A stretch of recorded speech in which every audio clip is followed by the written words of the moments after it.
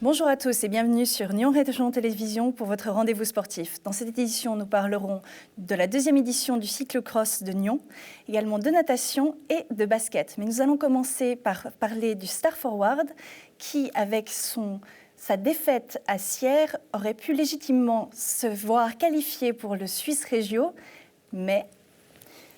Laurent Perroton, bonjour. Bonjour. Vous êtes le coach. Il y a eu un mais, justement. Vous auriez dû, avec cette défaite au pénalty...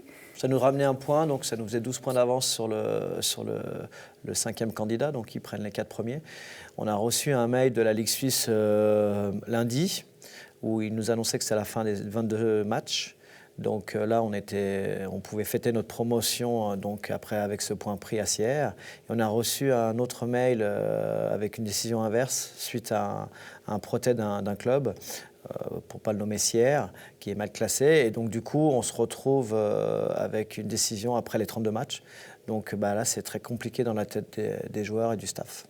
Donc c'est-à-dire, vous avez reçu, vous m'avez dit, quelque chose comme 2 heures avant le coup d'envoi, l'information qu'en fait, ce n'était pas ce match-là qu'elle est compté, il a fallu jouer encore 14 pour arriver à la fin de la saison. Exactement. Alors, ils ont voulu uniformiser les championnats, mais sauf que dans les autres régions, ils font 3 tours avec tout le monde. Là, on fait deux tours et puis on va faire un master round avec les 6 meilleurs, donc c'est pas très équitable. Et ensuite les joueurs, ils ont appris la décision dans le bus puisque ils sont connectés, les réseaux sociaux, etc. L'information s'est diffusée et on perdait 3-0 au bout de 30 minutes de jeu. J'ai jamais vu jouer mon équipe jouer comme ça. Et ça a eu un impact, vous pensez ? Bien sûr, c'est un impact.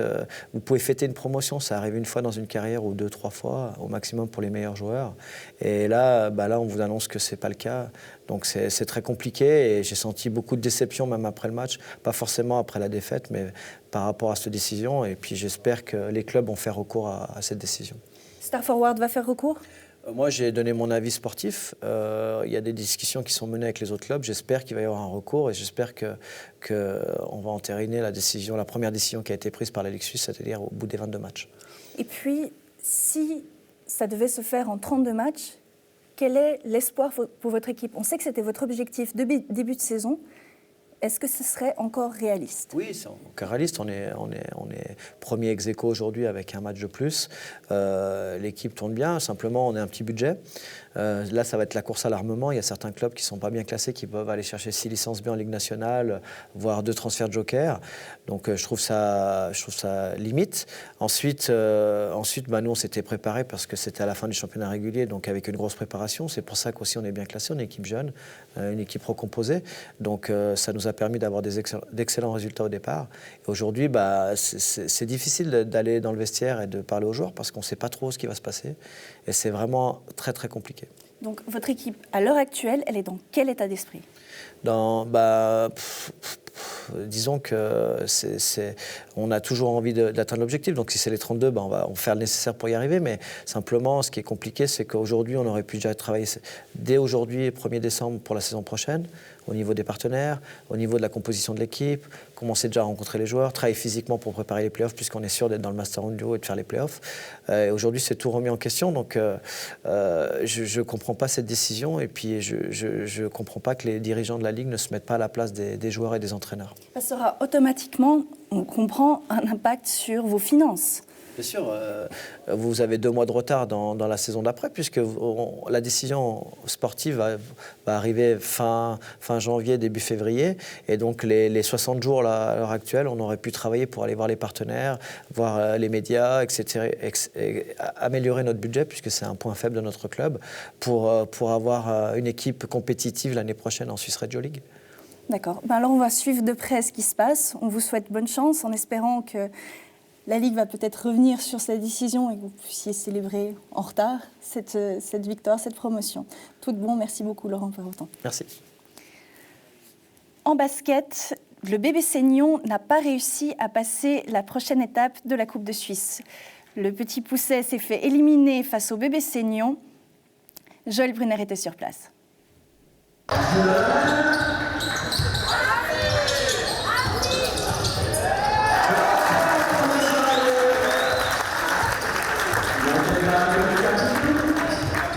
c'est sûr, c'est pas évident, surtout qu'ils ont un trio, un quatuor d'étrangers qui est très polyvalent et on peut pas forcément cadenasser tous les joueurs. Donc on doit prendre des choix et puis vraiment ils ont joué sur cette force-là qui nous a fait défaut. C'est clair que les étrangers qu'ils ont fait la différence. Un très bon shooter, le petit meneur. Et autrement, je sais pas quoi vous dire, sincèrement. Qu'est-ce qui vous a manqué ce soir? Un peu plus de tête froide. Garder la tête froide et un peu plus de jeu tactique. Peut-être un peu plus faire tourner le banc, peut-être. Je sais pas.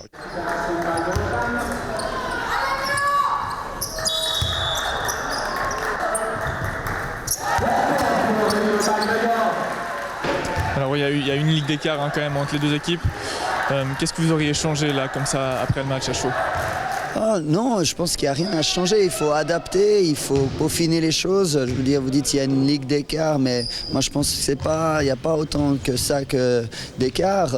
La seule chose, c'est qu'il faut beaucoup plus travailler dans la dureté et beaucoup plus dans la patience dans les schémas, un petit peu plus de lucidité et puis la différence, elle sera moindre.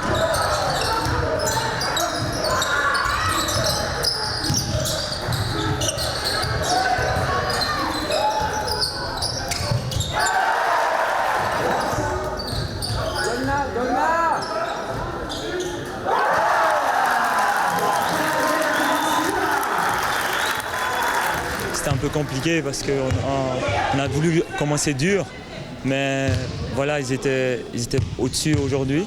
Mais voilà, on a voulu un peu montrer au public qu'on pouvait répondre présent. On est revenu un peu dans le match au cours du troisième quart, à bon 7. Bon, on a cru, mais finalement, c'est vrai que c'est quand même un championnat de différence. Et puis voilà, ils ont su trouver les bons tirs et puis les ajustements qu'il faut revenir sur nous. Selon vous, c'est peut-être des détails qui ont fait une différence. Peut-être le score final ne reflète pas vraiment la physionomie du match non plus.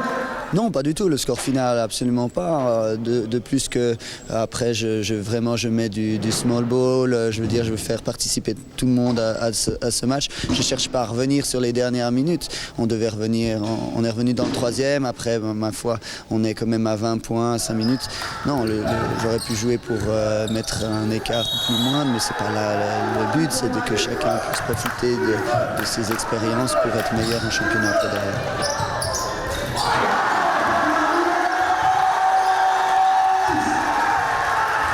Ouais, c'est dommage parce que vous avez très bien commencé le match. Ensuite, il y a eu un deuxième carton un peu moins bon.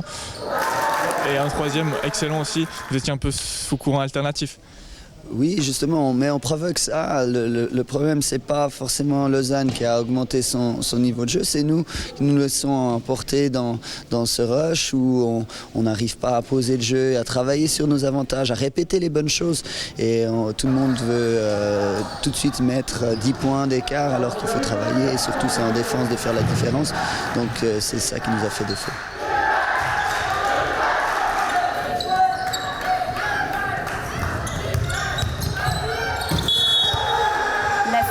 Jeunesse des championnats suisses de club aura lieu ce samedi à Chiasso. Et parmi les représentants, il y a 5 membres de la côte et ce sont des membres du club de Rolle. Bonjour Adrien Pérez. Bonjour. Vous êtes président et entraîneur de ce club. Oui. Vous êtes le plus petit club dans la région et c'est quand même vous qui allez en finale. Ouais, les nageurs, les garçons, ils sont bien défendus au Mont-sur-Lausanne, qui était une épreuve qualificative. Je pensais bien que les garçons allaient vraiment se qualifier parce qu'ils prenaient les 16 meilleures équipes suisses et ils ont fait 12e. Et les filles, c'était plus difficile, elles ont fait 20e, mais elles étaient aux portes de la qualification. Donc voilà, ouais, ils sont 12e. Qu'est-ce qui explique ce succès, qu'on batte le grand cercle des nageurs de Nyon?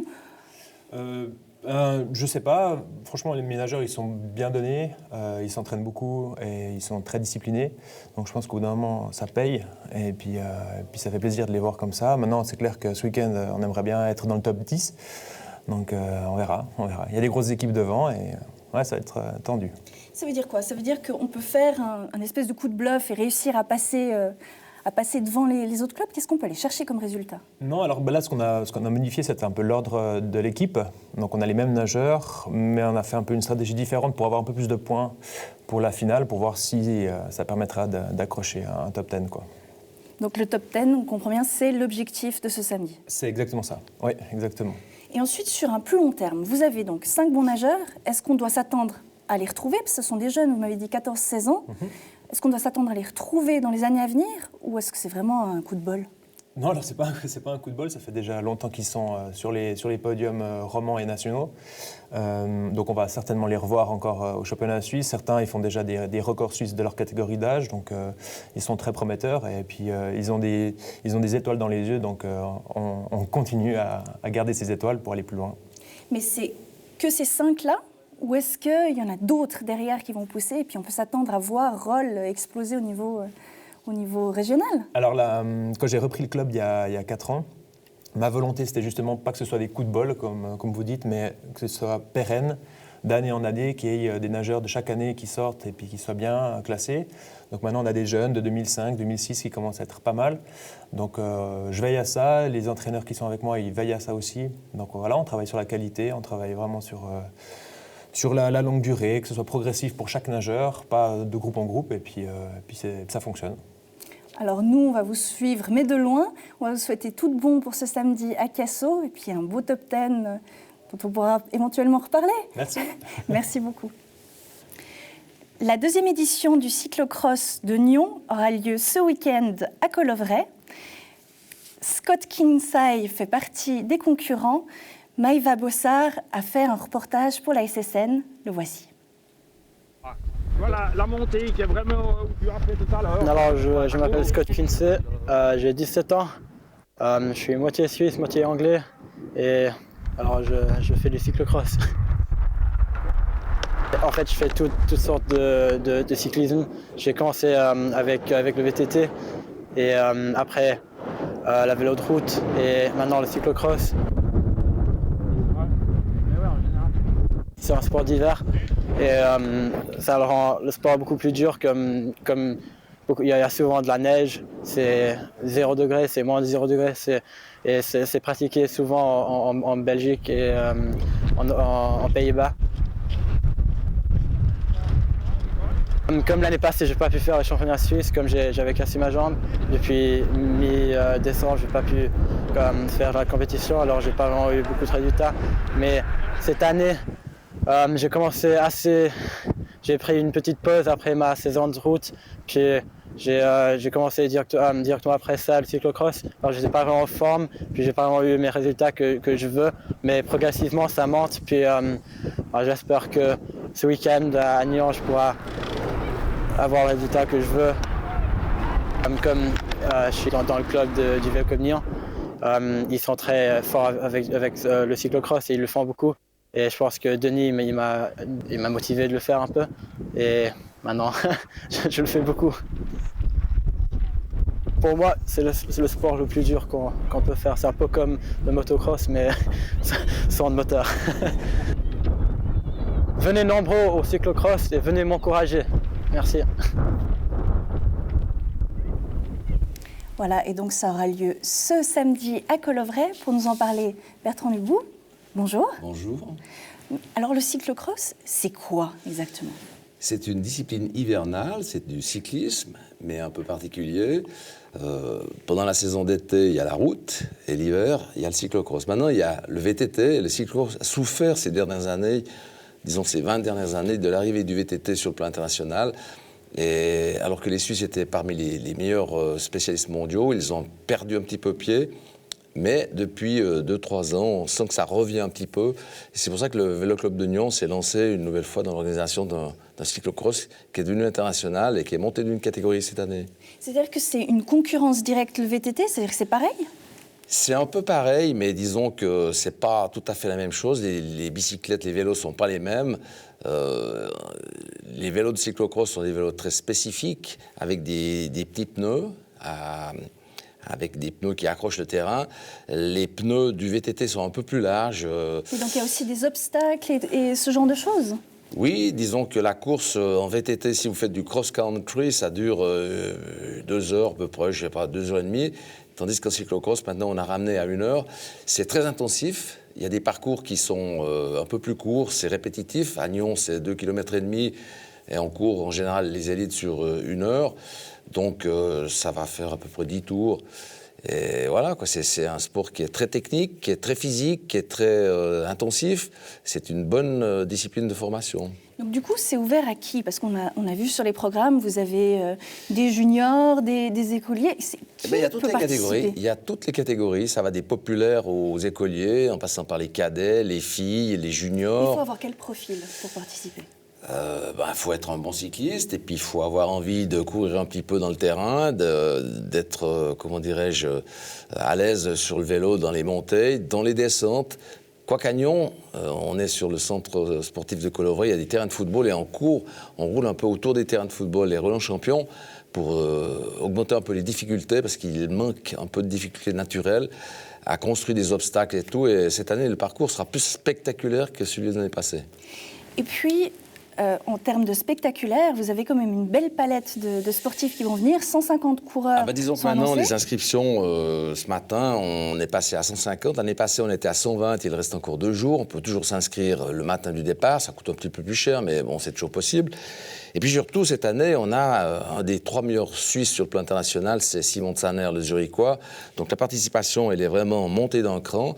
On a quasiment l'élite suisse au niveau des garçons et aussi au niveau des filles, puisque Jasmine Egger-Ackermann, 6 fois championne de Suisse, qui a gagné à Madisville il y a 15 jours, sera là, ainsi que Ramona Forchini, qui a été championne du monde de mountain bike, moins de 23 ans l'année passée. Donc cette année, c'est vraiment une très très belle participation et j'espère que le beau temps sera de la partie parce qu'on est un peu sur une butte au niveau de la tente et des VIP et on a une vue totale sur l'ensemble du parcours. Et puis, vous l'avez dit, donc le niveau sera bon, sera même très bon. Ça coïncide aussi avec la montée de catégorie parce qu'on est monté dans une catégorie supérieure. Oui, on est passé en C2 international, catégorie internationale UCI. Il reste encore un échelon à gravir. Cet échelon, c'est le cyclocross d'Aigle, par exemple, qui l'a gravi cette année et l'année passée. Il y a un trophée EKZ qui sponsorise à peu près toutes les principales épreuves nationales en Suisse. On n'est pas encore dedans. Ça sera peut-être pour l'année prochaine. Ça peut être un objectif parce que ça nous assurerait les meilleurs coureurs suisses. Il manque Wildhaber et Séverin-Séguesser. Il en manque 2 parmi l'élite suisse. Mais par contre, tous les autres sont là. Tous les meilleurs Suisses allemands sont là. Qu'est-ce que ça apporte à Nyon, à la région, d'avoir un tel événement ? Ça apporte un peu d'ouverture, ça apporte un peu d'intérêt, ça apporte un peu de publicité, ça fait venir des gens de l'extérieur. Et en termes sportifs, qu'est-ce que ça apporte ? Ça crédibilise, je dirais, le Vélo Club de Nyon, qui a déjà fait beaucoup d'efforts pour organiser des épreuves ces années passées. Il y a eu les championnats de Suisse sur route, championnat de Suisse de la montagne, championnat d'Europe en 2014. Et puis l'année prochaine, le Vélo Club de Nyon va encore organiser une des étapes finales du Tour du Pays de Vaud pour juniors, à Saint-Sergue. C'est une belle palette en perspective. Oui, le président Jean-Paul Savary et ses partenaires du comité se démènent année après année pour faire vivre ce club. Et c'est à mon avis, sur le plan international, ça n'a pas beaucoup d'impact parce que ce n'est pas au niveau de la Coupe du Monde ou des super prestiges en Belgique et en Hollande. Mais disons que ça donne une certaine crédibilité au Vélo Club de Nyon, qui est un des cyclocross les plus dynamiques, en tout cas en ce qui concerne la Suisse romande. D'accord. Nous vous remercions d'être venus, d'en avoir parlé. On vous souhaite surtout beaucoup de plaisir pour votre événement ce samedi. Et puis beaucoup de monde. Place. Il fait beau, voilà. Tout, mais prendre un petit verre. Alors s'il fait beau, on sera certainement sur place. Ça sera parfait, bravo. Merci beaucoup. Le sport, c'est fini pour aujourd'hui. Vous pouvez bien évidemment nous retrouver sur les réseaux sociaux et sur notre site internet www.nrtv.ch. Moi, je vous retrouve la semaine prochaine. Bye bye.